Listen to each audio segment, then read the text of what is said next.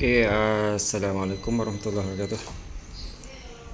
Lama tak masuk YouTube kan. Tak sempat masa. Dan sekarang ni ada banyak job lah untuk baik keyboard, TV, aircon, blender, oven, microwave dan sebagainya lah. Alhamdulillah rezeki lah. Okay, ni dia buat aircon daripada student aku. Dia lepas dah habis belajar itu sebab ayah dia dah buat kerja untuk pasang aircon. Jadi untuk repair board dia akan ambil board ni dan akan bagi kat aku lah kalau berlakunya kerosakan lah. Alhamdulillah dapat job daripada student pula. Okay, sebab dia orang pun dah tahu aku buat repair ni. Alhamdulillah. Jadi hari ni aku nak kongsi ilmu yang mahal lah.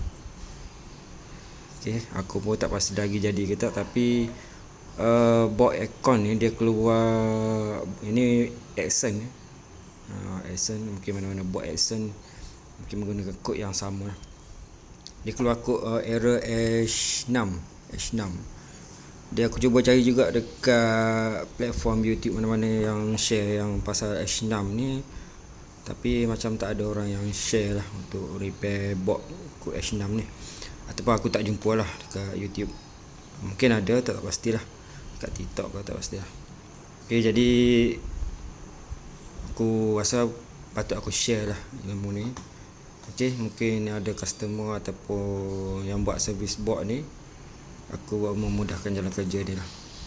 Okay, jadi aku tak pasti lagi, tapi yang confirm yang aku dah jumpa adalah kod H6 ni dia error code tu disebabkan oleh communication board lah. Dan biasanya kod error tu berlaku disebabkan oleh outdoor lah.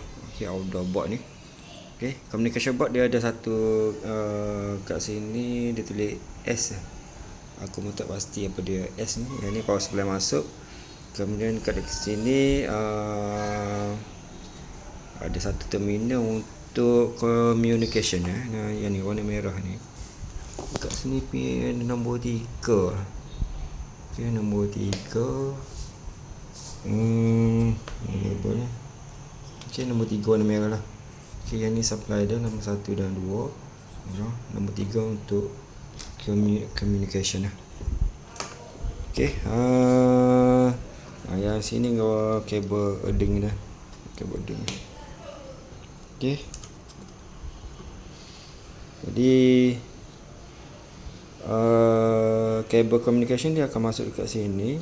Kalau tengok ke sebelah bawah dia ni, dia masuk dekat sini, dan kat sini dia masuk ke ni kapasitor yang ni. Okay, boleh tengok kat sebelah bawah ni,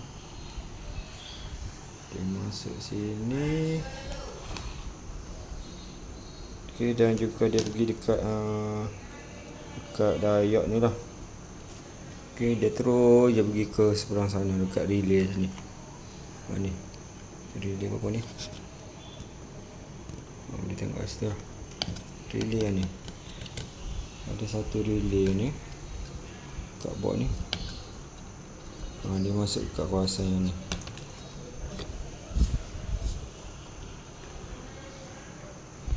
Okay, kita trace board ni, dia pergi sini, dia masuk sini.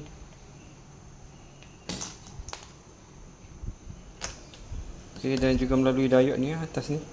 Ni dia bagi diode sini, diode sini, diode sini. Jadi kita ikut je laluan ni. Jadi aku trace laluan dia ni. Ni kalau tengok track ni, dia masuk sini, dia masuk sini. Kat sini ada resistor warna putih sebelah atas. Ni. Okay. Nilai dia 5 watt 51 ohm. Okay, 5 watt 51 ohm. Dan kemudian dia pergi ke relay ni. Jadi yang ni aku check dia open. Dia open. Okay.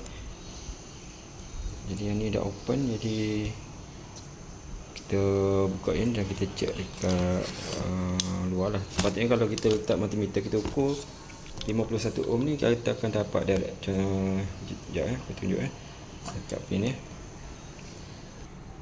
Okey, kalau pukul dekat sini, dia keluar 19 mega ohm. Okey, sepatutnya kalau 51 ohm dia dah boleh baca kat sini lah. Walaupun kita direct dekat bahagian board. Jadi suspek pertama aku adalah di resistor yang ni lah. Okey, dan kita pun tak pasti lagi sama ada di kerosakan ni adakah berpunca daripada sebelah bahagian sini ataupun komponen lain, tapi aku dah check komponen semua okey. Jadi aku akan tukar yang ni lah. Okey, nanti aku akan bagi board, lepas aku akan bagi board ni kat student tu. Dia akan pasang, kita tengok dia punya daripada customer macam mana, dia pasang okey ke tak okey. Aku akan share dalam komen nanti lah. Ni aku dah dapat info tu nanti. Okey, jadi suspek kita yang ni. Dia ada satu lagi yang ni nilai dia 5 ohm lah, tapi yang ni okey. 5 watt 5.1. Ni okey. Salah yang ni. Okey, dia direct ke bahagian communication. Jadi kalau ada siapa yang ada kod H6, okey, tukar batu putih.